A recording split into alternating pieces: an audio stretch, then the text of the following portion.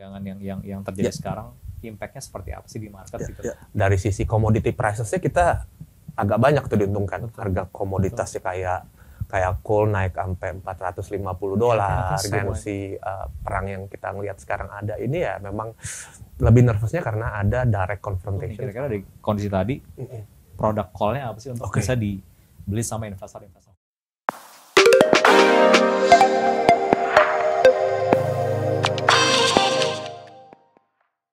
Halo Sobat Mansek, welcome to Mandiri Sekuritas Podcast, where we learn about people, stories, and ideas. Bersama saya Aldi Sagiri, Head of Product and Sales dari Mandiri Sekuritas yang akan jadi host di episode kali ini. Nah, di episode kali ini kita akan bahas tentang tensi geopolitics dan mungkin ada relevansi dengan BI Rate nantinya yang terjadi recently ya, khususnya di Timur Tengah dan pengaruhnya terhadap keadaan market kita di Indonesia. Bersama saya kali ini sudah ada Direktur Investasi dari PT Shareer Capital, one of the largest asset management di Indonesia. Saya personally kenal baik dan cukup dekat dengan beliau, Bapak Ahmad Solihin, biasa dipanggil Mas Soli. Mas Soli, apa kabar? Baik, Aldi. All good ya, liburan? All good. Alhamdulillah, baik-baik semua. Lebaran, liburan, lancar-lancar. Aldi gimana? Lancar, all good. Alhamdulillah. Saya fokus baby. Oke. Tapi still happy lah. Nah, hari ini kita santai aja Mas Soli. Siap. Basically kita akan ngobrol santai yang tadi tentang politik tension lah.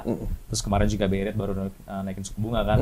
Kita pengen tahu nih kira-kira views dari Mas Soli dan Shareer Capital seperti apa sih dengan fund-fundnya. Nah, tapi sebelum masuk ke sana, biasanya saya pengen kenalan dulu. Mungkin kita audiensnya Sobat Mansek nih pengen tahu what is your background sih Mas Soli, kayak misalnya dulu Mas Soli kuliah di mana? Dulu kalau nggak salah di Universitas Indonesia ya? Iya. Di kuliah di UI, terus habis itu mulai karir di mana sampai akhirnya bisa join di Shalendra. Oke. Jadi ketahuan nih umurnya. Iya gitu. Jadi tadi kan kalau dari sisi background edukasi ya gitu. Jadi Aldi tadi udah sempat mention saya kuliah di Fakultas Ekonomi Universitas Indonesia. Tuh mulai kuliah tahun 92, kira-kira berapa tuh? 32 tahun yang lalu ya. Anyway, tapi sejak kuliah mungkin udah tahun ke-3, tahun ke-4 saya emang cita-cita pengen kerja di capital market. Jadi begitu lulus kuliah saya tuh apply sampai mungkin ke 50 perusahaan sekuritas kali waktu itu gitu. Jadi dipanggil interview 3, diterima 2 gitu. Jadi akhirnya saya join salah satu lokal securities firm itu tahun 97 Juni gitu. Jadi saya lulus kan kurang lebih 4,5 tahun ya waktu itu ya. Zaman dulu 4,5 tuh udah oke, alhamdulillah gitu kan. Dan zaman saya udah nggak perlu pakai skripsi gitu. Jadi 4,5 tahun tuh udah lumayan lah. Zaman sekarang kan 3,5-4 tahun ya. Jadi mulai berkarir itu Juni 97. Jadi begitu masuk ke market Juni itu 97. Waktu itu saya join nama company-nya Pentasena Sekuritas. Saya waktu itu join sebagai sebagai MT. Oh, manajemen training programnya ya. Pentasena Sekuritas itu. Nah ini kalau jadi saya join 97 Pentasena Sekuritas. Jadi kalau buat teman-teman mungkin karena sekarang company-nya kan udah bisa dibilang udah nggak kedengeran gitu ya. Itu yang punya putrinya presiden kita saat itu. Oke, ya 97 tebakannya itu presiden siapa ya? Jadi putrinya presiden kita saat itu yang sekarang kebetulan mantan suaminya jadi presiden kita yang baru gitu. Jadi Justice Baras tuh dari KPU tuh. Jadi kalau saya bilang, wah karir saya bermula di sana, sekarang ada di sini. Jadi kayak 360 aja balik lagi gitu kan. Tapi anyway, jadi bermula di 97, join Juni, rupiah 2000, September rupiah udah 3.800, 4.000 gitu ya. Jadi shocking juga buat kita yang di industri saat itu. Masuk Desember 97, rupiah tuh udah 4.400 kali, 4.600. Mei 98 ya 16.000 waktu itu. Jadi dari 2.000 ke 16.000 gitu, 8 kali lipat dolarnya gitu. Jadi tapi karena ya maksudnya kita ngelewatin masa yang cukup berat itu ya, 97, 98, 99 saya pergi sekolah lagi, ngambil master di Belgia, baru kemudian tahun 2000 saya balik dan mulai kerja 2001 di waktu itu DBS Sekuritas. Belum Vickers berarti dulu. Waktu itu namanya Vickers. Vickers kan. Sekarang jadi DBS, kemudian jadi sell side terus-terusan gitu kan. Dan tentunya saya sempat dari Vickers atau dari DBS saya sempat berkarya di perusahaan ini Mandiri Sekuritas. Ya. Jadi Mas Oli itu ya alumni juga. Alumni Mandiri Sekuritas gitu. Dan saya tuh Mandiri Sekuritas ya mungkin salah satu tempat kerja yang paling enak kali ya gitu ya. Jadi saya join 2003, kemudian 2004 nyobain kerja di Foreign Firm waktu itu Macquarie Sekuritas. 1,5. Oke. 1,5 jadi Macquarie waktu itu 2004 sampai 2006. 2006 balik lagi. Jadi maksudnya CLBK gitu kali ya. Mungkin jadi balik lagi ke Mansek. Orang bilang kalau Mansek tuh di repo gitu ya. Iya. Sama. Alis juga pernah ya? Cuman dulu di anak perusahaan Mansek. Oh gitu ya. Cuman beberapa teman kayak ada yang udah keluar balik lagi. Reponya udah beres. Jadi repo gitu. Jadi saya waktu itu 2003 sampai 2004 pertengahan, kemudian ke Macquarie kira-kira 2 tahun. Semua itu waktu itu jadi analis gitu. Jadi waktu itu kalau kita bilang di yang market. Pentasena pun after MT. Jadi analis. Oke. Tapi sempat nyobain different. Kalau di MT itu of course different division dari back office ya sampai ke money broking sempat nyobain gitu kan. Kalau kita zaman dulu kalau di Pentasena namanya trading saham tuh masih script. Iya. Kalau sekarang kan udah scriptless. Jadi kalau zaman script itu ya ibaratnya kalau kita di back office terus di settlement ya kerjanya ngecapin saham ya itu waktu MT saya pernah lakukan gitu ya. Jempolnya bisa lecet-lecet gitu. Anyway, tadi itu pernah dilakukan sampai broking, sampai ke IB juga sempet waktu lagi MT-nya muter-muter. Tapi ya waktu itu memang pengennya di research gitu. Jadi joinnya waktu itu akhirnya bisa dapat di research gitu ya. Kurang lebih 2 tahun lah di Pentasena, sekolah setahun, balik lagi jadi analis di Vickers. Habis itu lanjut terus Mandiri Sekuritas, Macquarie, balik Mandiri. Nah terakhir sell side itu di CLSA. CLSA itu kurang lebih 2,5 tahun kali ya. Jadi total karir sebagai sell side analis mungkin dari 11 tahun lah. 11 tahun sell side analis dan move ke buy side. Move ke buy side itu 2010 dan dari over 2010 ke join ke BNP Paribas waktu itu sebagai head of research, tapi udah di buy side gitu kan, terus jadi manage fund juga, baru join ke Salendra Capital itu 2018. Jadi sekarang di Salendra Capital jalan tahun ke-6 ya. Jadi 6 tahun ya Mas Oli ya. Jadi 8 tambah 5,5 lah ya. Kurang lebih 13,5 tahun di buy side, kurang lebih 11 tahun di sell side gitu ya. Cuma kalau backtrack sedikit Mas Ali, masa kuliah tadi, kenapa tadi kan Mas Ali sempat mention tertarik udah sama dunia capital market. Dan kayaknya waktu tadi cerita juga apply ke mungkin almost 50 securities companies. Kenapa spesifik ke sekuritas dan emang jurusannya apa sih dulu di kuliah? Kalau jurusannya kan ekonomi. Manajemen keuangan. Mungkin waktu itu kenapa tertarik karena ya baca-baca, terus ada waktu itu salah satu artikel di majalah gitu, yang salah satu artikel di situ membahas mengenai pekerjaan sebagai analis saham, gitu. Waktu itu majalah SWA. Sekarang masih ada.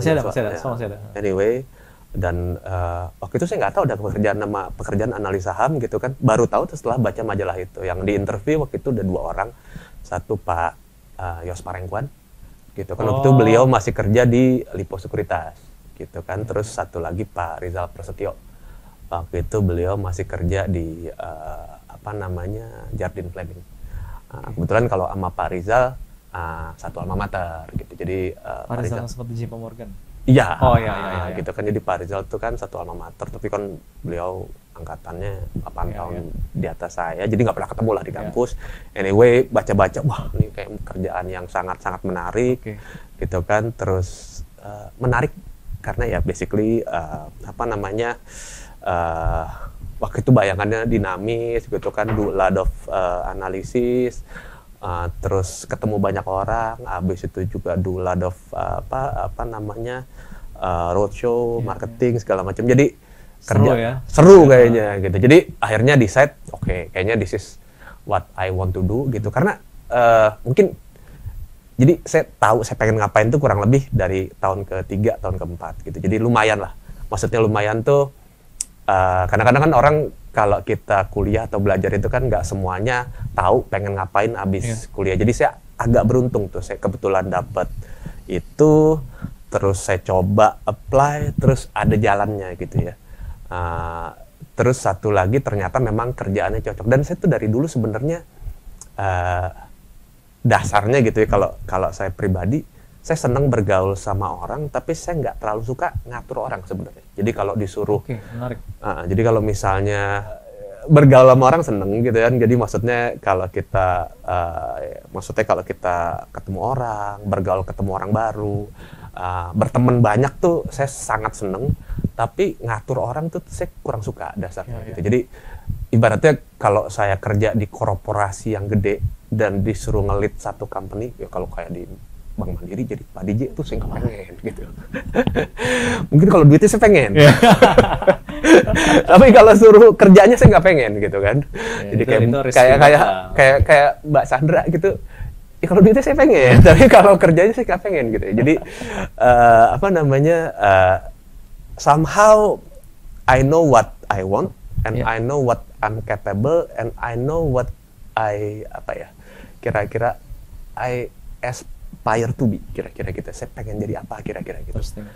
Jadi kurang lebih gitu. Jadi makanya saya decide untuk apply tadi ke lebih banyak lah pokoknya, saya 40 atau 50 gitu ya. Jadi makanya dipanggil 3. Belum ada LinkedIn kan Mas Ali? Nggak ada gitu. Jadi itu semua by the way kalau kita ngomong 50 applications itu by mail gitu. Jadi saya ngeprint, masukin CV sama transkrip nilai sama kopi ijazah, kirim semua by mail itu, puluhan itu. Kebetulan dipanggil tadi dan diterima 2 gitu. Satu Pentasena, satu lagi ada company namanya Evicorp. Evicorp itu company-nya udah nggak ada, yang punya dulu namanya grupnya Polisindo. Udah nggak ada juga, itu krisis tahun 98 hilang company, kurang lebih lah ya, masuk BPPN segala macem lah itu company kan punya one of the zaman itu Marimutu Sinivasan ya, kalau nggak salah gitu ya, one of Indonesia's richest family back then gitu ya. Tapi ya itu juga hilang ya. Jadi ada beberapa grup bisnis di Indonesia yang tahun 98 memang hilang, beberapa yang survive dan tambah gede, kira-kira gitu ya nasibnya. Jadi itu yang saya lihat. Jadi kurang lebih gitu ya karirnya dari sell side gitu kan. Terus tahun 2010 decide pengen ke buy side gitu karena sell side itu ada masanya lah kalau menurut saya gitu. Jadi ada masanya itu ketika kita tambah umur gitu. Waktu itu sih nggak tua-tua amat, pindah tuh kan berarti 2010 ya. 2010 berarti saya umurnya 36 ya. Ya kurang lebih lah gitu kan. Cuman kan anak-anak masih kecil gitu kan. Waktu itu saya baru punya anak juga agak telat gitu. Aldi umur berapa sekarang? Aku sekarang 33. Enggak, 33. Gue punya anak itu mirip gitu kan, 34 lah gitu gue. Jadi lama kosong terus baru punya anak gitu kan. Nah, cuman sales itu kalau menurut saya waktu kerjanya terlalu panjang lah kira-kira, dan waktu itu at least kan zaman sekarang udah ada Zoom ya. Betul. Kalau dulu nggak ada, jadi harus travel setahun bisa hilang 2 bulan kali ya. Gitu kan, maksudnya ke Singapura bisa 4-5 kali, Hong Kong barengan itu, terus ke US, Europe juga kurang lebih lah ya. Jadi waktu di jalan itu agak terlalu banyak atau terlalu panjang. Working hour juga agak banyak gitu, karena zaman dulu kita mesti kalau misalnya di morning meeting, kebetulan karena sempat di perusahaan asing, jadi kan kita ngikutin waktu meetingnya waktu Singapura, Hong Kong gitu kan. Jadi 1 hour early lah. Iya, jadi kalau mau meeting kita mesti ke kantor misalnya 6:30 gitu kan. Nanti kita pulang udah jam 8, jam 9. Jadi saya ngerasa waktu yang hilang terlalu banyak, dan menurut saya waktunya ketika kita tambah tua, waktu itu tambah mahal, tambah berharga gitu. Jadi saya decide untuk move ke buy side.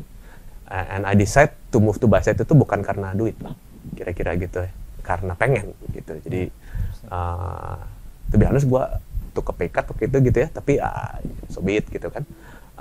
Pengen gitu kan, ya udah, dan kebetulan ditawarin sama pay cut? Ya. Gitu. Jadi kalau dulu waktu di sales tiap kali pindah naik gaji. Iya. Kalau yang ini agak lain gitu. Jadi it's okay gitu kan. Nggak semuanya kita pindah kerja itu karena pengen duitnya lah, kira-kira gitu kan. Kita lebih appreciate waktunya. Terus waktu itu kebetulan yang nawarin BNP waktu masih Fortis ya. Tapi in transition to be BNP. Dan orang-orangnya kebetulan teman baik lah, kira-kira gitu kan, kenal cukup baik. Waktu itu ada Mas Alvin, Mas Anggun gitu ya. Belum ada Mas Adi waktu itu, jadi gue join 2 tahun, Mas Adi join lah. Anyway, udah kenal baik, jadi situasi atau suasana kerja juga kan lebih enak gitu kan. Jadi ya udah gitu kan, gue happy lah waktu itu. Jadi ya udah, I decide to move, dan ya sampai sekarang di Buy-Side terus di BNP kurang lebih 8 tahun, dan sekarang jalan tahun ke-6 di Shell Capital. Interesting, gitu. Mas Oli, you come very long way ya. Wah, lumayan gitu. Jadi terasa di capital market. So ini good juga buat teman-teman yang pengen tahu intensity of worknya sama serunya di capital market seperti apa. I think story Mas Oli barusan juga bisa inspired lah. Nah, sekarang mau nanya agak serius, Mas. Kita udah santai ngobrol, cuman nah, ini kan recently kita dengar news lah ya. Ada tension, ada ketegangan antara specifically Iran dan Israel gitu ya. Di mana Iran menyerang Israel beberapa hari setelah kita Idul Fitri, dan after that the commodity price juga lumayan fluktuatif kan pricingnya. Nah, what is your view sih Mas Oli dari Mas Oli sendiri atau bahkan Shell Capital gitu ya, terkait ketegangan yang terjadi sekarang, impact-nya seperti apa sih di market gitu? Mungkin kalau kita bicara tension atau perang gitu ya, dan efeknya ke capital market, mungkin kita agak sedikit step back aja gitu ya. Yang pertama sih mungkin sejak tahun 2000 kali ya, kita ngomong abad ke-21. Sebenarnya kan major war atau perang yang cukup besar itu udah beberapa kali terjadi gitu. Dan setiap perang itu kan harusnya kita bisa dibilang di satu sisi kita pasti sangat harus sangat sedih gitu, karena kan pasti korban jiwa sangat gede gitu kan. Maksudnya korban jiwa, korban materi gitu kan. Dan itu kita ngomong abad 21 doang gitu ya. Di luar yang sebelum tahun 2000 gitu ya. Kalau sebelum tahun 2000 kan kita taunya World War II, World War I gitu kan. Perang Korea, perang Vietnam gitu kan. Tapi masuk ke abad 21, di satu sisi ya kita harus sangat bersedih, tapi di sisi lain kita kalau tinggal di Indonesia harus sangat bersyukur. Gitu kan, harus sangat bersyukur karena Indonesia nih ya, kalau kita balik tadi saya ngomong tahun 98 gitu ya. Tahun 98 tuh kan tahun yang sangat berat buat Indonesia gitu kan. Jadi saya tuh kalau kerja kan udah 20 berapa tahun? 7 ke sekarang, potong setahun kuliah ya kurang lebih 26 kali ya, 26 tahun gitu ya. Krisis paling berat 98. By far. Karena kalau krisis yang lain tuh nggak ada korban jiwa lah kira-kira gitu. Kita kalau ngomong krisis 98 tuh bakar-bakar, tembak-tembakan gitu kan. Teman-teman kita yang dari kaum minoritas itu sampai harus kabur gitu kan. Itu berat banget gitu ya. Jadi I would imagine kejadian yang lebih parah itu terjadi di negara-negara lain di luar Indonesia lah kira-kira gitu ya. Kalau kita ngomong selama 24 tahun terakhir dari tahun 2000 kan ya, kita ngomong awal tahun 2000 tuh ada di Kongo, kita nggak pernah dengar kan? Ada di Kongo itu yang meninggal bisa 3 juta gitu. Wah, banyak banget gitu kan. Terus abis itu ada perang Irak, abis itu mulai Syria, Sudan, Yemen sekarang gitu. Terakhir 2022 itu Ukraine Rusia gitu kan. Dan sekarang Israel dengan ya supposedly Iran dan tentunya di Palestina gitu ya. Jadi perang ini ya kita mesti sangat berduka atau bersedih ya, karena pasti korban jiwa dan korban materi yang luar biasa gedenya gitu ya. Dan unfortunately kita hidup di dunia yang bisa dibilang sekarang tambah informasi itu tambah terbuka ya. Iya, itu benar banget. Jadi kalau dulu mungkin kayak perang itu terjadi di Kongo itu terjadinya sekarang gitu, mungkin akan lebih terekspos dan mungkin lebih terkonten ya, moga-moga gitu ya. Karena kita nggak tahu, tahu kalau dibaca berita, tiba-tiba segini banget aja gitu. Iya, kalau kita ngomong kayak ya, Syria kan udah lebih baru gitu kan, yang lain juga lebih baru gitu. Tapi even di early 2000 itu yang kita udah di abad 21 ya korban jiwanya banyak banget gitu. Dan unfortunately ya kita kalau di capital market itu ujung-ujungnya, dan buat kita di Indonesia gitu ujung-ujungnya direct indirect impact-nya itu bisa besar atau bisa kecil. Gitu kan. Dan nggak semua perang itu sangat menyedihkan gitu ya. Tapi nggak semua itu mungkin punya direct impact yang ataupun indirect impact yang besar ke kita. Dan biasanya itu channelnya sih biasanya lewat dua komponen. Satu, commodity prices, gitu kan, karena it's basically globally traded gitu kan. Yang kedua biasanya lewat currencies, gitu kan, currencies gitu kan. Kalau commodity basically ya mau emas, mau minyak, maupun base metal, soft commodities gitu kan. Dan biasanya itu tergantung perangnya di mana gitu. Jadi kalau kita ngomong Kongo perang gitu ya, kalau perangnya mungkin misalnya nih kita unfortunately enggak ya. Tapi kalau perangnya terjadi jangan sampai berat udah gitu. Tapi kalau perangnya terjadi sekarang mungkin itu harga kayak Kongo kan salah satu produsen kobalt gitu yang gede gitu. Jadi itu mungkin ngaruh gitu ya. Tapi kalau kita ngomong perang Rusia Ukraine itu kan basically hard commodity kayak oil gitu kan. Terus juga metal gitu kan. Kayak nikel, kayak aluminium, kayak palladium, terus sama extend gold gitu kan. Rusia kan gede gitu kan.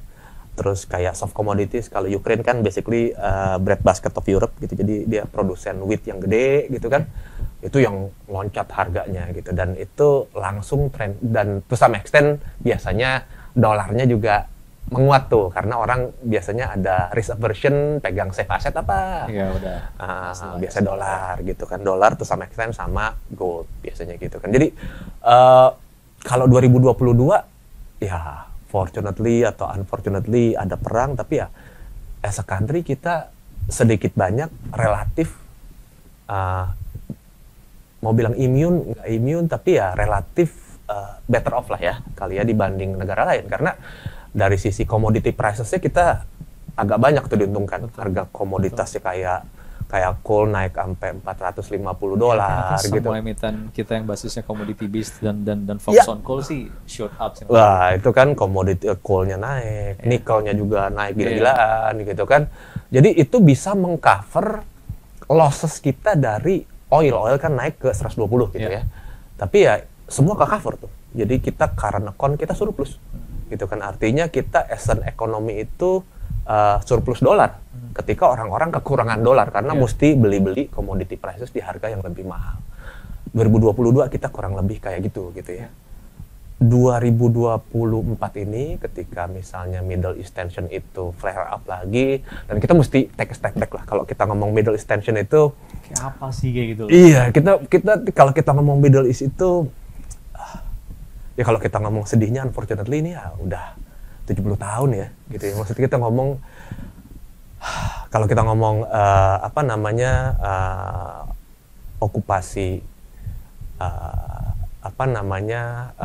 Palestina oleh Israel itu kan udah dari tahun 48 gitu ya. Jadi udah 70 tahun lebih gitu kan. Kalau kita dengar atau baca Nakba segala macam, it happened a while ago, dan multiple war has happened along the way gitu kan. Terakhir tahun the great one was 67 ya kan. Betul. Gitu kan, itu semua negara-negara Arab ikutan. Bordernya juga geser-geser gitu kan. unfortunately peace itu atau usaha perdamaian itu berakhir tahun 95 kalau menurut saya gitu. Jadi ketika habis Oslo Accord gitu kan, tanda tangan tahun berapa saya lupa waktu itu ya.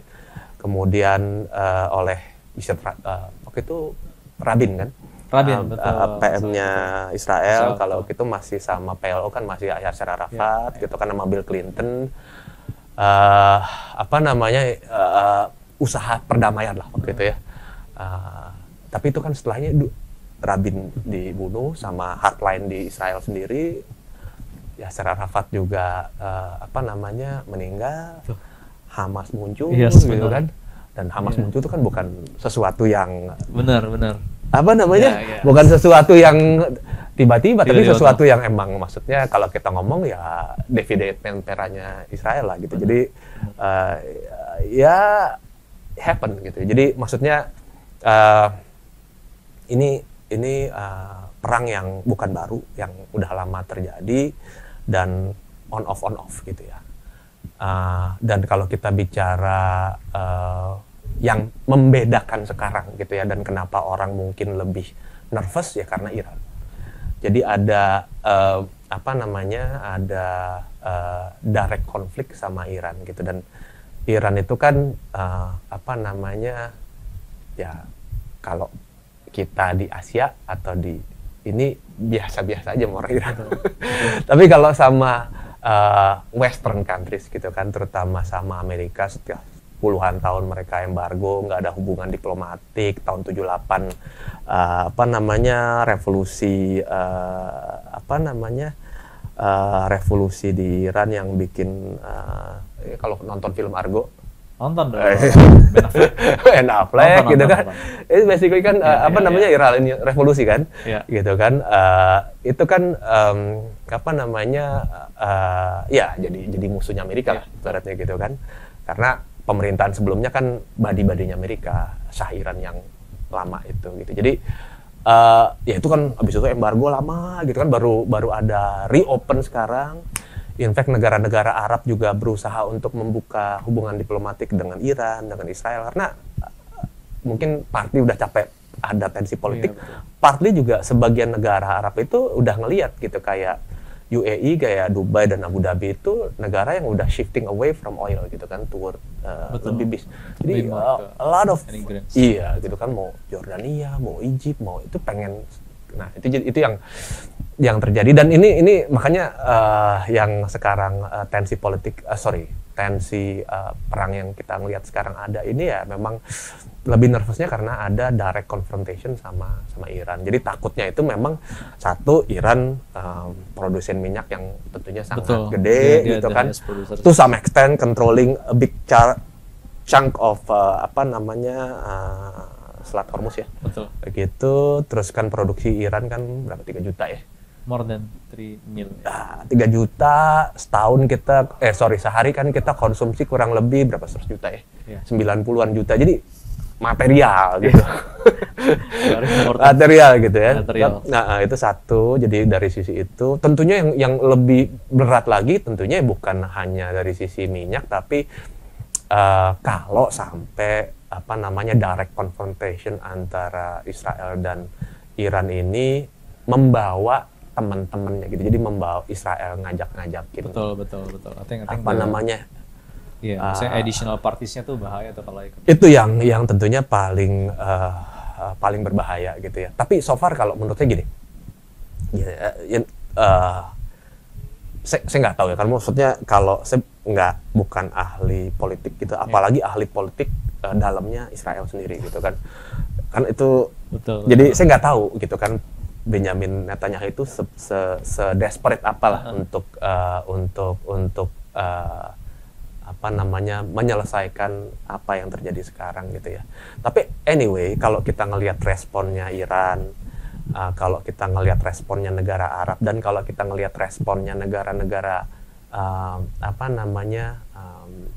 aliansinya Israel kayak Amerika Serikat, nggak ada yang pengen sebenarnya perang yang terjadi sekarang di jalur Gaza itu untuk meluas dan melibatkan negara lain gitu kan. Kalau kita ngomong kayak Iran, mereka kan retaliate setelah Israel nyerang embassy mereka di Damaskus kan. Jadi jadi ibaratnya Iran itu ya supporting Hezbollah, supporting to some extent Hamas, supporting the Houthis di Yemeni gitu kan. Mereka basically ya pakai proxy-proxynya, nggak ada mereka langsung ini kan. Jadi this is the first direct attack yang dilakukan oleh Israel ke Iran, dan Iran juga retaliate gitu. Tapi abis itu kelihatan agak reda. Cuman saya nggak tahu mereka akan kelanjutannya akan seperti apa. Tapi kelihatannya semua rasional dan berharap ini nggak meluas. At least dari all the parties yang ada, baik negara Arab gitu ya, Afrika Utara maupun tentunya ya, Iran sendiri dan aliansinya dari gitu. Jadi kalau dari situ, kalau kita berharap negara-negara ini rasional, harapannya tentunya apa yang terjadi kemarin nggak berlanjut dan nggak meluas gitu ya. Terus yang satu lagi kalau kita ngelihatnya kenapa Amerika juga sangat rasional. Itu dia malahnya tuh. Karena satu, mereka udah funding perang. Besar sekali ya. Iya, sekarang ada 2 perang yang mereka fundingin gitu kan. Ada Ukraine kemarin baru ditambahin gitu kan 65 billion, ini lagi tambahin 14-15 billion gitu kan. Kalau ini perangnya meluas tuh another 100 to 300 billion yang menurut kita Amerika nggak bisa afford, especially ketika mereka mau masuk election di November. I don't think war itu populer gitu kan. Maksudnya jadi mesti dipisahkan. Jadi sekarang kan ada disconnect antara politician, Kongres sama misalnya mass population lah kira-kira gitu kan. Jadi kalau mass population di Amerika sih ya banyak yang nggak pengen lah gitu. Tapi I don't think kalau mereka disuruh misalnya mereka melakukan referendum gitu ya, disuruh vote, mau nggak keluarin duit lagi nih 100 billion, gue yakin nggak lolos lah. Itu kira-kira ya benar. Bill yang itu ya. Tapi kan sama Kongres lolos gitu kan, karena Kongres kan punya vested interest masing-masing gitu kan. Tapi poinnya sih tadi, jadi perang itu nggak populer gitu kan. Dan yang lebih populer kalau di Amerika sekarang kan isu imigrasi, isu inflasi gitu kan, itu yang lebih langsung menyentuh hajat hidup orang banyak di Amerika lah kira-kira gitu kan. Kerasa langsung. Dan terus terang popularitasnya Joe Biden di voter Demokrat itu kan sekarang turun gitu kan, karena part of the Demokrat itu ya isinya tentunya sebagian Muslim yang tinggal di Amerika, sebagian orang Arab yang tinggal di Amerika gitu kan, atau Arab descent ya gitu ya. Ataupun lot of young voters di Amerika yang merasa perang ini nggak adil gitu misalnya. Betul. Itu yang rasanya juga berat buat Joe Biden buat bisa menang di election itu, kalau especially kalau perang ini meluas dan menyebabkan lebih banyak lagi korban yang berjatuhan di misalnya di sisi Palestina. Jadi rasanya sih dari sisi Amerikanya sendiri nggak pengen gitu ya, dari sisi pemerintahannya sendiri nggak pengen. Wild card-nya itu bukan di Iran, bukan di Amerika, tapi di Benjamin Netanyahu kalau menurut saya sih. Jadi itu yang saya kalau ditanya saya nggak tahu. I don't know. Tapi tadi menarik Mas Oli. Jadi Mas Oli kan tadi bilang mungkin impact-nya ada. Ini cuman hasil baca-baca dan mengamati nih. Menarik banget karena juga kita recently di kantor juga kita ngomongin banget nih kayak gitu. Sama gitu kita ya? jadi kayak trying to be a politic masters gitu ya. Lucu gitu. Tapi kan 2 tadi yang Mas Oli highlights. Yang pertama ada korelasi antara komoditi sama currencies ya. Itu semua. Komoditi kita udah lihat nih. Currency just recent juga kita tahu rupiah kita kena punish. IDR-nya shoot up. Almost mungkin udah 16.000 kali. Ya udah 16.2 lah. 16.1 16.2 lah. Berarti kan valid tuh dengan seluruh cerita tadi, kayaknya memang 2 faktor itu yang akan selalu berkesinambungan. Terus juga nyambung tadi terkait election. Ini menarik karena November kan ya, election dari US itu sendiri. Terus saya sempat baca atau sempat lihat juga salah satu agenda atau slogannya atau bahkan janjinya si Trump lah, dia bilang if dia elected gitu ya, mungkin one of the thing yang akan dia pastikan stop wars gitu kan, harus berhenti karena it's too many cost lah, dan lain-lainnya mungkin ada variable lainnya, tapi mungkin yang dia nggak bisa jamin sama China, I don't know. Kedepannya gimana? Oke. Which kalau tadi ngomongin Biden, benar dia ada lowering dari sisi temptation orang-orang untuk vote-nya lagi, karena ya Pas story-nya waktu Iran sama Israel ada gesekan kan dia udah bold statement juga tuh. Don't gitu, segala macam lah. Pokoknya nggak pengen ditarik-tarik lah. Tarik-tarik. Nah, itu kan juga jadi another factor kita ngelihat gimana sih nanti election ke depan. Dan mungkin yang saya pengen tanya adalah Indonesia ada impact-nya nggak sih after the US election nanti segala macam. Komoditi mungkin balik nanti, pricing-nya, funding segala macam bla bla bla. Inflow ke kita gimana sih market kita kayak gitu masalahnya? Mungkin kalau ditanya perang nih, kita kan sekarang ada 2 major wars lah ya, gitu kan. Ya sebenarnya sih di Yemen juga masih perang-perang. Fokus unfortunately gitu kan, fokus investor itu kan bukan ke casualties tapi ke tadi ya ke apa namanya direct economic impact ke banyak negara dan apa namanya financial market secara umum gitu, unfortunately. Tapi gini, jadi kalau menurut saya sih, kalau misalnya yang pertama kalau misalnya kita ngomong Donald Trump kepilih gitu ya, karena sekarang dari polling kayaknya Donald Trump yang kemungkinan bisa terpilih lah gitu, karena popularitas Joe Biden turun lumayan drastis gitu ya. Gitu. Jadi kalau misalnya dia kepilih, kalau pertama perang. Jadi kalau perang, kalau menurut saya sih yang lebih bisa bukan selesai, tapi Amerika cut spending itu mungkin yang Ukraine. Gitu. Jadi Donald Trump itu cenderung, kalau Ukraine udah kita nego aja sama Rusia mau gimana gitu, kira-kira gitu ya. Jadi kalau Zelensky paling takut kalau Donald Trump kepilih kira-kira, karena bisa-bisa iya itu lebih buat orang Eropa. Donald Trump itu wah ini basically Rusia kan nunggu aja sekarang gitu kan, dipanjang-panjangin aja gitu kan, nggak usah sampai all out, ntar kalau Donald Trump pilih selesai sendiri kita gitu kan, kira-kira itu ya. Jadi ada ke situ satu, tapi to be honest perang yang di Middle East ini, terutama yang di Palestina gitu ya, sih nggak ada sense kapan atau gimana bisa selesainya gitu ya, karena apa namanya kalau bicara Israel pengen nggak mau lagi karena kan mereka waktu itu let Gaza isolated dan kepisah sendiri, semua Zionist settlers itu move out of Gaza and now move to West Bank dan lain-lain. Itu kan basically ya di sana ada election, Hamas yang menang gitu kan. Kayaknya sekarang mereka nggak pengen ada Hamas lagi gitu kan. Unfortunately Hamas itu kan bukan ya it's an organization gitu ya, tapi it's also an idea gitu kan. Dan kalau kita suka nonton film kayak film Inception gitu kan, idea itu kan nggak bisa dibunuh gitu kan. Jadi ya to kill an idea jadinya susah gitu kan. Jadi maksudnya ya mungkin cuma ganti format doang, dulu Hamas ntar jadi apa gitu, I don't know gitu kan. Jadi menurut saya sih yang sekarang ini ya kalau ditanya ya saya sih sangat berharap ini bisa selesai besok gitu ya. Tapi saya nggak tahu bisa atau enggak gitu ya, dan saya nggak tahu berapa lama, berapa banyak lagi korban gitu kan. Israel dikasih lagi duit gitu kan, tapi at the same time Amerika kasih support food gitu kan. Jadi itu dia tuh. Jadi maksudnya mereka kasih senjata ke Israel tapi kasih makanan ke orang Palestina. Terus kan kalau kita lihat kemarin kalau kita ngomong UNWRA gitu kan, itu kan sempat dituduh, tapi kan setelah diinvestigate nggak ada gitu kan.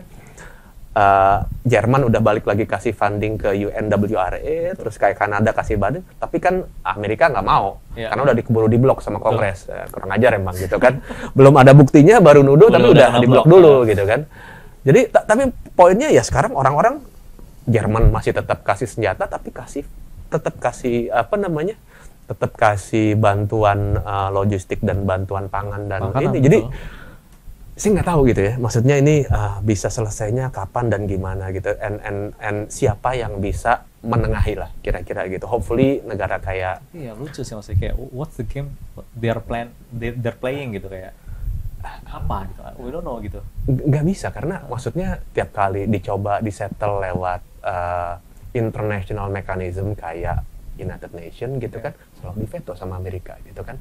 Kalau ada apa namanya vote buat kayak genocide kata selalu diveto sama Amerika gitu. Jadi kalau bisa dibilang Israel itu bisa suka-sukanya dia aja gitu kan. Nggak ada international power yang without the backing of Amerika yang bisa menghentikan Israel gitu. Dan unfortunately negara kayak misalnya kayak Jerman gitu kan, ya mereka punya historical guilt yang luar biasa gede yang ya udah tutup mata gitu. Maksudnya kalau this happen in other part of the world gitu kan, kalau kita ngomong di Ukraine, kita ngomong di ya maksudnya di Afrika atau di other part of the world, they would call this differently. Ya kan? Bener kan? Ya, karena basically ya Jerman tutup mata aja sekarang gitu kan. Ya karena ada tadi ada apa historical guilt yang luar biasa, mereka tutup mata dan apa namanya ya keep supporting atau do whatever yang Israeli minta gitu kan.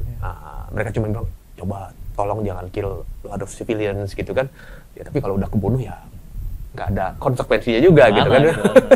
Anyway gitu, jadi saya nggak tahu kalau yang di Middle East bisa seperti apa gitu kan. Moga-moga nggak meluas gitu ya, moga-moga bisa selesai dengan cepat gitu ya. Itu saya nggak tahu. Tapi kalau Ukraine rasanya kalau Donald Trump kayak tadi, kalau China to be honest, ketika Joe Biden terpilih orang kan nganggep, oh ini bakal relationship bakal membaik segala macam. Enggak gitu kan. So if Trump juga kepilih, harusnya ya as is aja sih sebenarnya. Iya. Jadi kalau menurut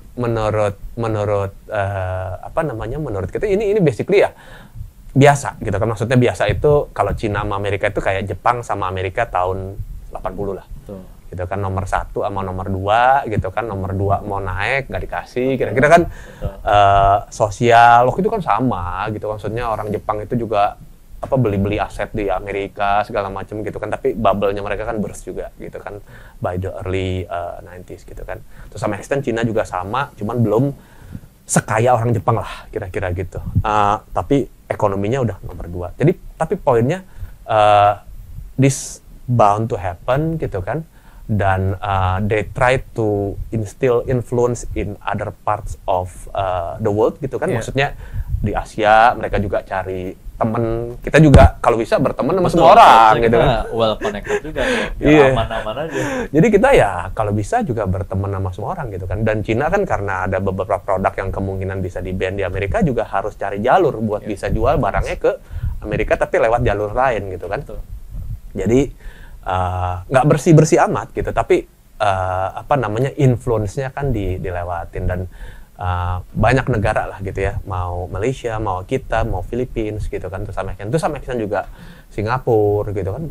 Kalau kita ngomong Singapura kan isinya ya orang mainland juga banyak banget gitu kan. Properti di sana kan udah direbutin. Australia udah berkurang lah sekarang pembelian properti. Tapi anyway, it's bound to happen gitu. Dan rasanya sih kalau ditanya bakal tambah buruk atau enggak, trade relation antara US dan Cina kalau menurut kita udah cukup buruk.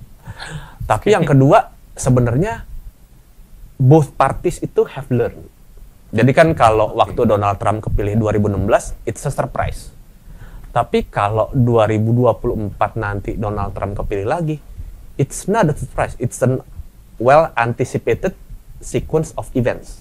Gitu kan. Jadi udah tahu nih Donald Trump pasti bakal lebih galak segala macem. Cinanya udah lebih siap-siap, nggak kayak dulu gitu kan, kaget gitu kan.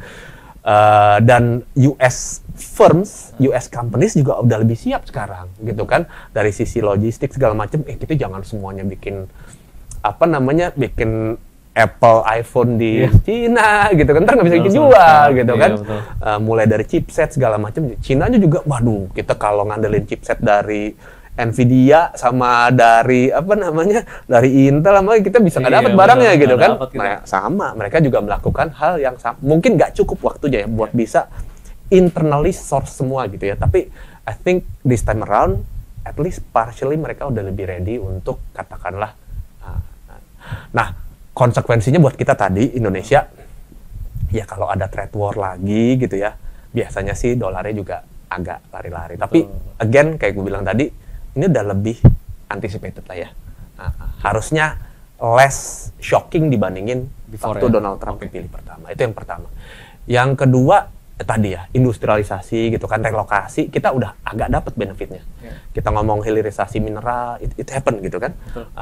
Dan yang masuk ke sini kan ada orang Cina, ada orang Amerika, ada orang Eropa, ada orang Korea gitu kan. Jadi of course China is the biggest gitu kan, tapi other parties juga berusaha udah untuk mulai dapat nih. Dapat gitu kan gitu. Jadi hopefully that continue gitu kan. Terus buat kita sendiri ya kita play on the both parties aja ya. Jangan maksudnya jangan terlalu dekat ke kanan, jangan terlalu dekat ini. Jadi kalau kita belajar dari zaman Bung Karno sampai sekarang ya kita ikut yang non-blok aja gitu. Jadi udah bener. Non-blok aja. Jadi kata dulu tuh non-blok tuh udah bener dari zaman dulu sampai sekarang gitu kan, sesuai posisi kita lah secara geografis gitu. Jadi menurut gua sih gitu jangka panjangnya harusnya sih kita kalau energy transition agenda by all countries itu continue ya, maksudnya kita mau lebih green, lebih segala macam, mau pakai mobil listrik, mau pakai apa-apa, ya harusnya sih kita tetap jadi key beneficiaries of that gitu kan, mau dari sisi hutan, dari sisi hilirisasi mineral gitu kan, to some extent batu bara kita mah udah nggak growing lah ya dari sisi permintaan mungkin, tapi anyway harganya ya stay elevated gitu kan, it's also relatively ya good lah buat kita at least 10-15 tahun ke depan gitu. Jadi menurut saya sih ya sebenarnya medium term harusnya kita net benefit dari yang kita lihat sekarang lah gitu ya, atau tren yang ada sekarang ya. Kurang lebih gitu sih kalau tadi ya beyond US election dan kita masuk 2025-2026. Tapi kalau ditanya yang paling dekat di depan mata bisa selesai apa enggak, saya nggak tahu jawabannya. Ini menarik banget. Mungkin the fact that I just knew ya Mas Oli, terkait Mas Oli ya, you're very into global and domestic politics ya ternyata ya. Ngikutin banget, ngerti banget gitu. Bukan sih itu apa namanya? Ngobrol dengarnya, waduh, very insightful Mas. Ya itu kan. Ini kita kan ya, sekarang baca. Oh iya baca. Story-nya tuh enak banget nyambunginnya kita juga. Iya. Cuman maksudnya zaman sekarang kan informasi lebih gampang lah gitu kan. Kalau dulu mesti baca buku, sekarang dengerin orang ngomong di YouTube gitu kan. Dapet gitu kan. Terus kita jadi bisa connecting the dots gitu kan. Gue juga kalau kita belajar politik atau kita bukan belajar lah ya. Kalau kita ngikutin politik sama kita ngikutin sejarah, we try to be as unbiased as possible. Gitu karena harus dengerin dari both sides gitu kan. Jadi kalau kita ngomong kayak Israel dan Palestina, ya kita mesti denger juga dari both sides gitu kan, kurang lebih kayak apa. Kalau kita ngomong Cina dan Amerika juga kurang lebih sama gitu kan. Dan politik juga kurang lebih gitu. Jadi karena kalau kita ngomong kayak sejarah gitu kan, kalau kita cuman dengerin satu sisi kan, kalau Winston Churchill kan bilangnya history is written by the victors gitu kan, sama yang menang gitu. Jadi kalau belajar sejarah dunia kedua, kita sekarang kalau kita baca di sekolah itu cuman dari hasil yang ditulis sama orang Inggris, orang Perancis, sama Amerika gitu kan. All the winners. Iya, all the winners aja yang nulis gitu kan. Jadi kalau yang dulu-dulu itu nggak ketahuan. Ya itu yang makanya harus as balanced as possible lah. Mungkin it's very interesting Mas Oli. Mungkin last questions about the market before we're going about products ya Mas Oli ya. Kemarin kan baru nih BI naikin suku bunga. Kita udah ngomongin Indonesian market nih. Kira-kira gimana nih kita, apakah kenaikan suku bunga kemarin itu udah as expected dari every analyst atau any investment analyst gitu ya, atau bahkan di Shell Capital apa udah price in kenaikan suku bunga kemarin, dan kira-kira going forward ini sektor or instrument or any potential instrumen nggak sih atau investment sih yang kita bisa liatin gitu sih Mas Oli, benefitnya apa sih dari kenaikan suku bunga kemarin? Kita ngeliatin dari sisi positifnya nih kayak gitu. Jadi kalau kenaikan suku bunga kemarin pasti dari Salada Capital bilang kita udah antisipasi. Nice. I'm kidding. Wah, ini politik banget ya. Nggak, tapi gini. Jadi maksudnya of course kalau kita ngomong dari ini kan mesti take back lagi dari awal tahun gitu kan. kalau dari awal tahun itu kan mungkin 90% investor itu atau ekonomis itu kan expect tahun 2024 itu tahun rate cut. Gitu kan. Gitu kan. US yield itu kan di kuartal 4 dari 5,1 gitu kan turun ke 3,8 gitu kan. Terus equity marketnya juga rally gila-gilaan gitu kan, sebulan naik 9, 10, 15% bahkan gitu kan. Gila, kita juga menikmati lah, ada sebagian lah gitu. Kita bond yield kita juga turun sedikit, terus abis itu juga equity market kita juga ada rebound 6-7%, tapi nggak segila di Amerika gitu. Jadi agak terlalu euforik gitu kan. Agak terlalu euforik. Terus kalau kita ngeliatin apa namanya call-nya ekonomis di Amerika atau strategi di sana kan calling for bisa 5-6 kali rate cuts gitu kan, pas mereka ngomong di awal tahun 2024 ini gitu kan. Tapi data poinnya kan keluar Januari keluar. Betul. Gitu kan, Januari keluar, wah itu seasonality gitu kan. Maret keluar, wah Maret masih ada ada noise gitu kan. Begitu udah keluar bulan Maret, ada Februari keluar, terus Maret keluar, wah orang bilang itu, ada ekonom Amerika yang bilang tuh bagus tuh, dia bilang two data points make a line, jadi 2 titik make a line, 3 data point make a trend. Oh, nice. Jadi kalau dia bilang kayak gitu, jadi banyak yang mulai ragu. Makanya kan ketika data poin Maret itu keluar di awal April, orang baru menggeser forecastnya mereka. Jadi awal Januari Februari itu ketika data poin keluar di bulan Maret juga, orang tuh belum banyak menggeser ekspektasi rate cuts gitu kan. Orang masih oke dari 5-6 mungkin 3-4 lah. Kalau kita ngeliat sekarang 1-2 gitu. Jadi US investors kalau kita ngelihat kayak Fed Fund Future gitu kan, itu kan paling dekat mungkin asumsinya ada rate cut Juli, itu chance-nya mungkin kayak 50-60%, September sekali lagi gitu kan, mungkin itu yang paling gede ya 70-80% gitu. Jadi rate cut expectation itu udah di tone down banget gitu kan, which is good kalau menurut saya. Terus yang kedua, US yield juga yang panjang kan 10 tahun itu kan udah naik banyak dari sempat 3,8 terus balik ke 4 di awal tahun, sekarang udah 4,5 4,6 gitu kan. Jadi itu sebenarnya signaling tightening lah di US market. Kan kalau menurut kita Fed juga komunikasinya agak terlalu agak terlalu dovish lah ya di akhir tahun, yang bikin marketnya juga terlalu exuberant gitu, terlalu excited gitu kan, yang akibatnya menurut kita the Fed itu kehilangan kontrol atau kehilangan grip atas financial condition gitu kan. Jadi harusnya kan mereka stay tight gitu ya, jangan terlalu itu sampai numbers itu beneran mendekati apa yang mereka pengen gitu ya. Unfortunately didn't happen gitu ya. Jadi agak terlalu loose, kebablasan gitu kan, marketnya juga rally. Itu yang terjadi. Nah sekarang dan dolarnya juga menguat gitu kan, karena dolar itu kan menguat terhadap all currencies lah ya. Kalau kita ke Jepang sih sekarang happy aja. Jepang happy banget kita sekarang. Masih sama-sama banyak aja. Banget orang Indo ke Jepang kali ya. Banyak banget orang Indonesia ke Jepang. Ke Jepang ya? Iya banyak teman-teman kita ke Jepang semua ya. Iya, nggak boleh oleh lagi. Wah itu tuh harus ditanyakan. Aku tanyain terus ntar. Anyway gitu kan, jadi kalau kita kayak ke Jepang kemana, even kalau kita ke Eropa rate-nya sama lah, 17.200, 7.300 lah gitu kan. Jadi Amerika aja gitu. Jadi appreciate against all other currencies ya, karena satu tadi ekonominya ternyata lebih kuat dari perkiraan dan inflasinya ternyata masih lebih sticky dari perkiraan awal gitu.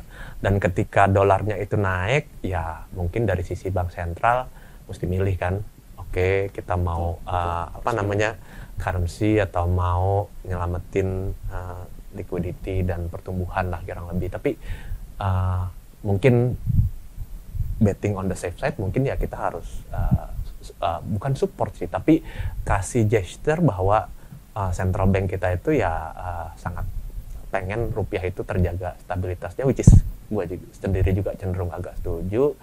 Until data point di Amerika itu kelihatan lebih lebih mendekati apa yang katakanlah ditargetkan gitu ya. To be honest, apa namanya ya Fed-nya juga harus lebih komunikasinya lebih bagus gitu kan. Data point sih masih mix ya, maksudnya saya nggak yakin apa namanya misalnya kan nanti awal Mei keluar gitu ya, akhir bulan ini juga keluar kayak PCE gitu, core PCE gitu ya, harusnya sih dari sisi apa namanya angkanya moga-moga nggak terlalu jauh sama konsensus forecast gitu ya. Satu lagi, jadi kalau dari sekarang sampai ke, ini kan semua forecast sudah di-adjust. Benar. Jadi kalau dari sekarang sampai misalnya Juni, Juli, forecast itu realitas itu sama forecast itu nggak beda jauh. Betul. Gitu ya. Harusnya sih moga-moga US rate dan US dollar itu nggak lari-lari lagi. Jadi moga-moga juga BI nggak perlu naikin bunga lagi gitu kan. Karena maksudnya kita naikin suku bunga itu kan bukan karena inflasi kita yang kebablasan, ekonomi kita yang overheat karena tadi liquidity kita yang sangat berlebihan, tapi purely ya karena dolarnya yang terlalu kuat. That's a major factor kan, dolar yang kuat kan. Unfortunately. Mungkin kalau dari sisi kalau kita bandingin ini kita kan kadang-kadang terpaku sama apa yang terjadi 1, 2, 3 tahun terakhir gitu. Tapi kalau kita bandingin sama misalnya 2013 gitu kan, 2008, yang sekarang sih main jauh ya. Ya jauh gitu. Karena menurut ya ini apa namanya, kadang-kadang kalau saya ngomong hilirisasi mineral nanti saya disangkain pendukung 02 terus gitu kan. Tapi that's the reality bahwa ekonomi kita itu strukturnya menjadi lebih sehat gitu ya. Ketika kita punya current account itu nggak terlalu, kalau misalnya defisitnya kecil gitu ya, karena kita defisit gede kan paling tinggal dari oil ya. Betul. Gitu kan. Tapi karena kalau current account itu kan reflect as an ekonomi kita itu short apa long dollar. Benar. Gitu kan. Jadi kalau kita current account defisit 3% harus ditutupin sama sumber dolar yang jangka panjang, biasanya dari FDI. Kalau 3% terus kita punya FDI setahun 1,5, nggak bisa. 1,5-nya kan mesti dari portfolio gitu kan, mesti naikin bunga gila-gilaan gitu kan. Gitu. Jadi it happened 2009, 2013 ketika tapering tantrum, kita punya current account deficit mendekati 4 waktu itu gitu kan. Nggak bisa gitu lah. Nah sekarang kan kita punya FDI sekitar 1,5, kalau kita punya CAD itu anggaplah minus 0,5, jadi kita harusnya sih masih relatively oke gitu ya. Masih ada surplusnya di BOP kita. Cuman yang jadi isu karena timing gitu ya. Timing of, karena kan import kita kan rutin. Kalau kita punya FDI kadang-kadang kan lampi gitu ya. Maksudnya awal tahun ada, terkosong dulu gitu kan. Dan portfolio itu kan keluar masuknya kan, itu di situ peran bank sentral untuk intervensi lah ya gitu ya. Iya, karena kan tadi portfolio flow itu dan juga tadi trade itu kan tadi terus-terusan gitu kan.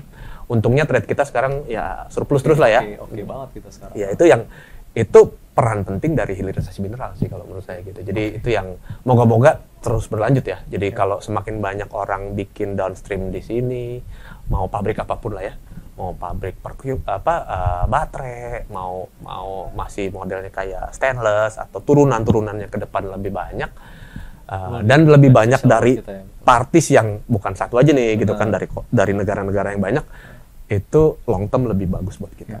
Nah, gitu sih. Gitu. Jadi rasanya gitu. Jadi moga-moga sih kenaikan kali ini cukup gitu ya. Of course kita nggak tahu ya kalau besok-besok dolar indeksnya 110, 115 karena whatever ya gitu ya, ada blow up di mana, ada flare di mana, saya nggak tahu gitu ya. Tapi kalau data point di US itu nggak jauh bergeser dari apa yang di-expect market sekarang, moga-moga sih nggak lari-lari gitu ya. Dan satu lagi sebenarnya kalau menurut saya sih, ya tahun lalu itu kan bond yield di US sampai ke 5,1, partly kan karena supply issuance dari US Treasury juga yang luar biasa gede gitu kan. Tahun ini kan penerimaan pajaknya lebih bagus. Yang pertama, yang kedua harusnya juga US Treasury gitu kan, Bu Janet Yellen kan nggak bodoh gitu kan, pinter ibu itu gitu kan. Jadi kalau dia pinter kan juga udah belajar dari tahun lalu kan salah gitu kan. Bener. Masa dia ngulang lagi gitu kan? Betul. Wah, kita ulang lagi ya gitu. Oh, ya. Kita login aja nih isu yang 10 tahun banyak-banyak gitu kan. Ya, masa gitu kan enggak lah. Gitu kan. Jadi kita berharap mereka juga udah belajar dari mistakes yang kemarin gitu ya. Jadi itu. Jadi kalau menurut saya sih gitu. Jadi moga-moga data poinnya itu as expected gitu ya. Karena ekspektasinya udah bergeser nih. Betul. Gitu kan, bond yield udah naik, Fed Fund Future udah naik, semua udah geser lah. Jadi kalau numbers-nya ke depan ini datang sesuai ekspektasi, harusnya udah nggak geser nih, pricing gitu ya. Rate cut, ya mungkin bener 1-2 kali, I don't know gitu kan. With that in mind, ya harusnya moga-moga 1 kali kenaikan BI rate kemarin cukup. Moga-moga. Hopefully cukup sih. Ya, kalau lebih sih kayaknya we need to revise everything sih, Mas. Jangan gitu. Ya. Kita harus tetap bisa Harus mengantisipasi dan ini. Itu maksudnya kalau berdasarkan informasi yang kita punya sekarang, moga-moga cukup. Oke.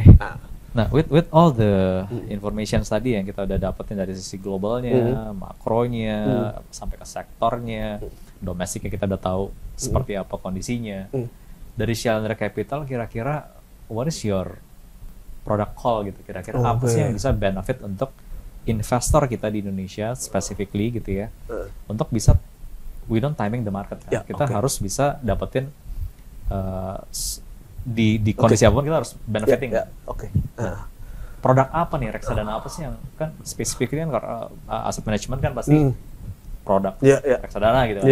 Nah, kita di Mansek juga lagi fokus banget jualan gede reksadana nih Mas Oli. Nah, kita butuh nih kira-kira di kondisi tadi produk call-nya apa sih untuk bisa dibeli sama investor-investor kita. Jadi kalau produk call ya, kalau menurut saya sih nomor 1 belinya harus dari Mandiri Sekuritas. Thank you Mas Oli. Harus beli di MOS gitu ya. Waduh. Bener nggak? Bener. Gitu. Produknya apa aja tapi belinya Mandiri Sekuritas. Saya udah pesen dari Bu Silva soalnya harus begitu katanya. Oh gitu. Siap. Thank you. Iya, tapi joking aside gitu ya. Kan ini kita balik lagi, kalau invest ya susah ya kalau mau perfect timing, kita mau beli beli di bawah, jual di paling atas. Tiap kali bener tuh ya kalau saya bisa melakukan itu saya udah semua orang nggak kerja kali. Bukan. Saya udah nggak kerja di Salendra, saya udah nggak perlu kerja di saya udah basically udah jual rumah, ngambil utang dari Bank Mandiri, kalau bisa ngutang 1 T terus beli aja. Iya, udah kaya banget lah kira-kira gitu ya.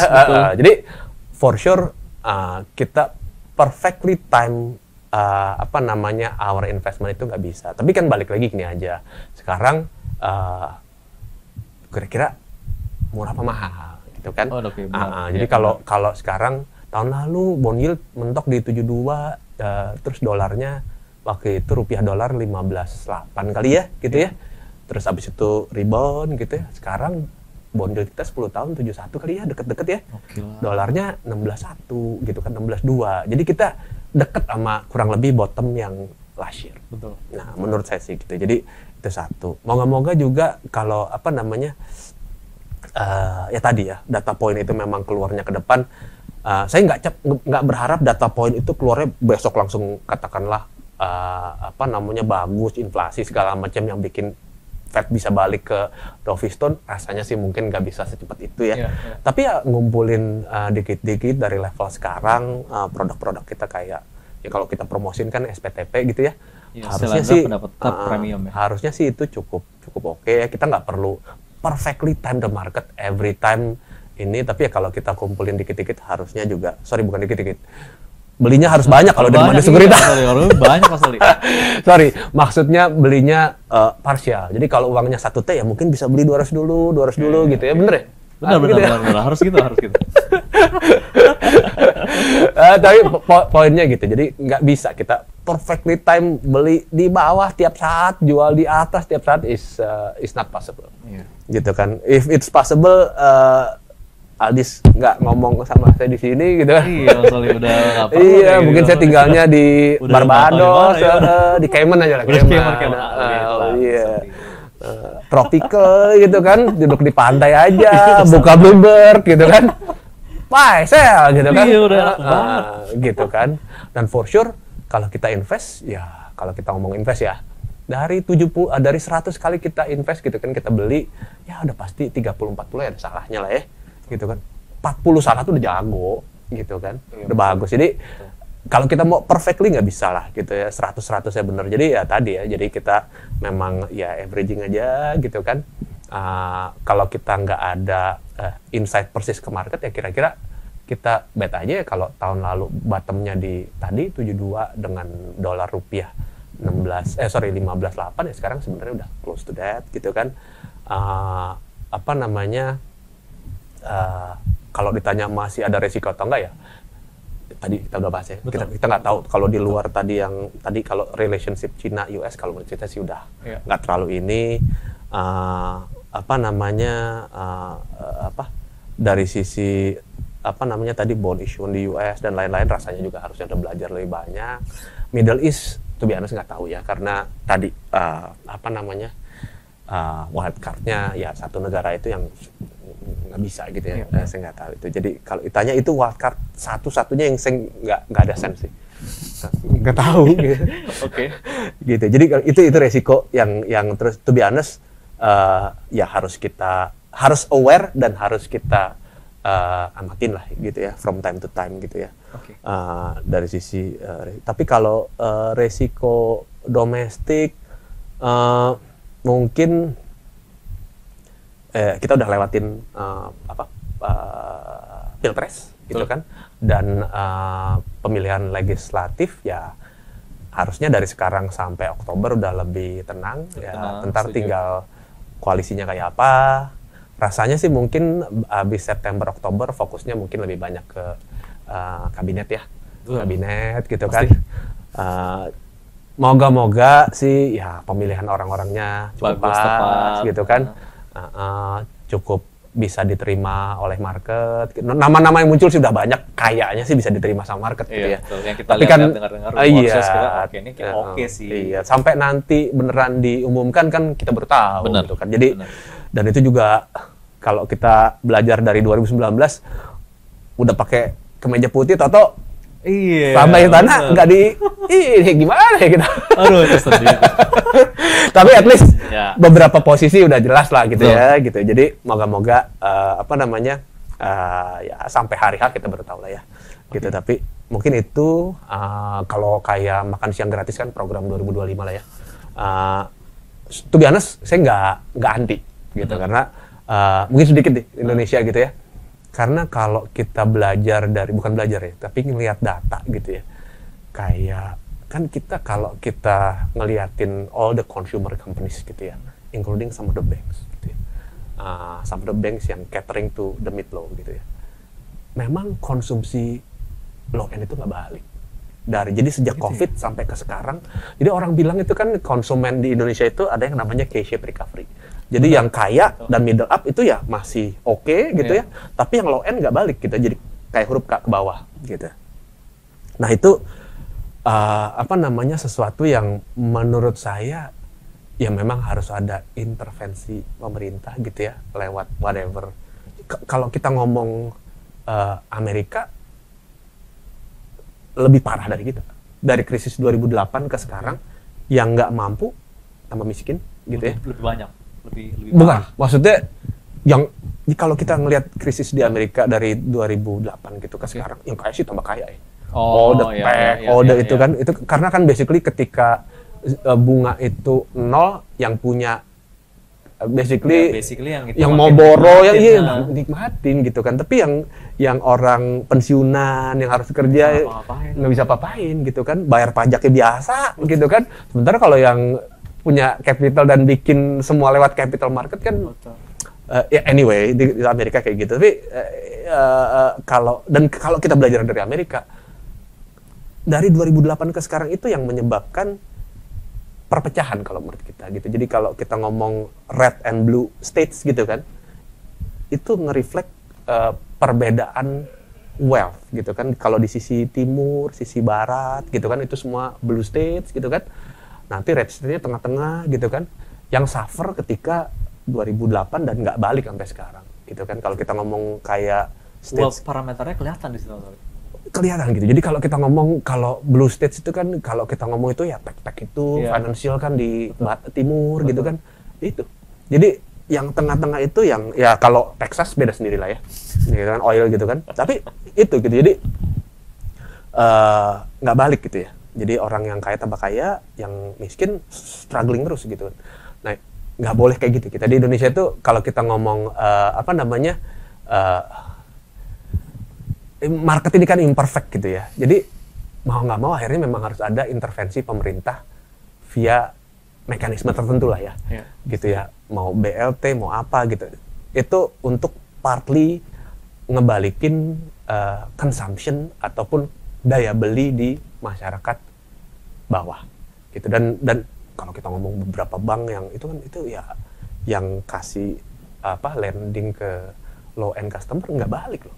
Itu kan yang namanya NPL-nya kan double digit terus gitu sampai sekarang gitu. Jadi bahaya itu kan. Itu terus kita ngomong pinjol, kita ngomong apa, dan lifestyle sekarang juga kan yang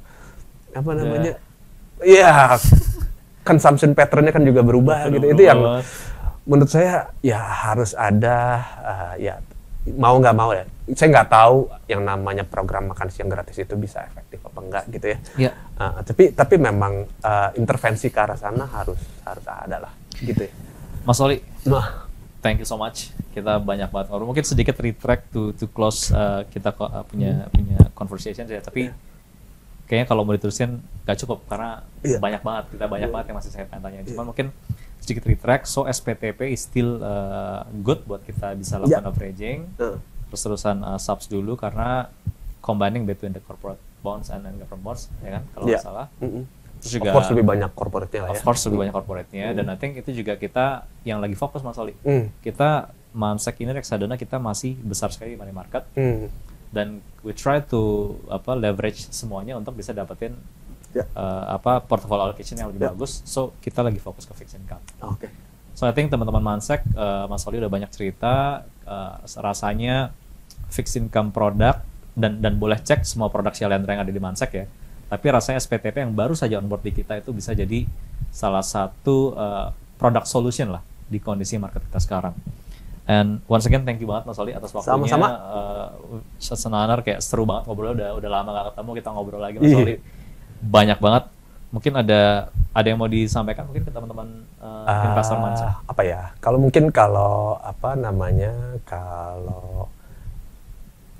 balik lagi kalau investasi tadi kita nggak bisa perfectly time gitu kan. Terus tentunya kesabaran gitu juga perlu. Tapi juga jangan terlalu terfokus sama resiko. Kadang-kadang gitu kan. Kadang-kadang kita kalau fokus sama resiko takut akhirnya nggak pernah bisa invest gitu kan.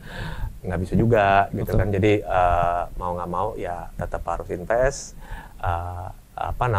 Dan satu lagi yang penting kalau buat investor ya disiplin gitu kan.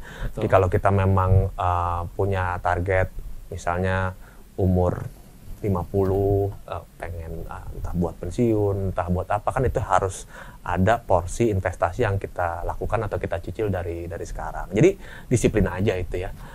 Dan tentunya mungkin kalau investor secara umum nggak ada salahnya juga diversified gitu kan. Jadi balik lagi ke tadi, disiplin, diversifikasi, mungkin nggak banyak-banyak amat gitu ya. Tergantung duitnya dan target returnnya. Duit, target return sama risk appetite lah ya, gitu kan. Lain-lain saya nggak tahu gitu kan. Tapi ya itu tadi ya, maksudnya disiplin. Dan satu lagi, ya semoga ya kita yang ada di Indonesia ini ya tetap bisa aman-aman gitu kan, kondisinya baik dari sosial, politik gitu kan, itu rasanya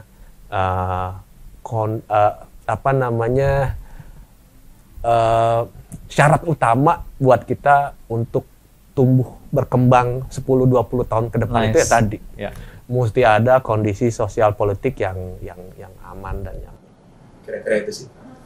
Dari saya cukup sekian Mas Oli. Thanks so much sekali lagi for sama-sama. Teman-teman Mansek, thank you dan nonton sampai habis. Investor juga teman-teman sobat Mansek. Please subscribe, like konten kita, dan sampai jumpa di episode berikutnya. Thank you Mas Aldi. Thank you semuanya.